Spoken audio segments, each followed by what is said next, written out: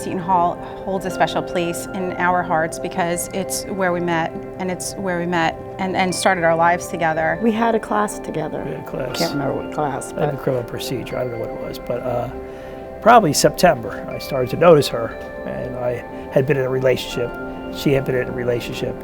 Then I asked one of our mutual friends who knew both Sue and I, and don't waste your time, she's practically married. So I was a little bit discouraged, but I was persistent. I think we started dating because you would give me rides from class. We had some classes together. She was going back to Jersey City rather than making me walk to the path.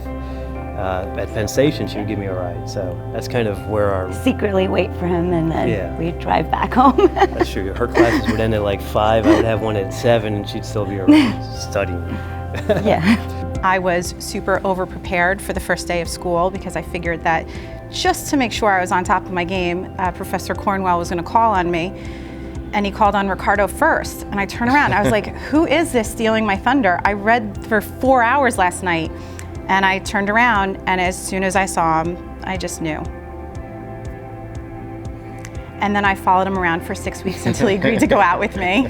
I'm not an A student, but I've been like probably a B+ student throughout. The only time I ever failed a course was the semester that I was dating her. I will tell you my grades absolutely improved after we started dating. Yes, my grades definitely improved.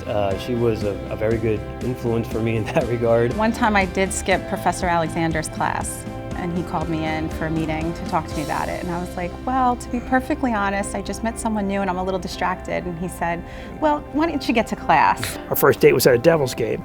And then it was crazy because we were both in long-term relationships. After 6 weeks, we were engaged. Matter of fact, we got engaged right over here at Don Pepe's. As soon as I saw him, I just knew that he was the one, and I came home and I called my best friend and I said, I met the guy I'm gonna marry today. The point I knew that we were gonna make it is the fact that we studied for the bar exam together. I mean, we're talking day in, day out. I always knew that you were gonna be part of my life. It's just sort of the decision to marry sort of just happened naturally. Like, it wasn't like a question of, is it gonna happen? It's just a question of when. When she was working for Judge Tolentino, she would say, you know, Raj, it's about time you asked her to marry you, and if you don't do it soon, I'm gonna issue an order. You know, our section was very close. We had a big engagement party at my parents' house.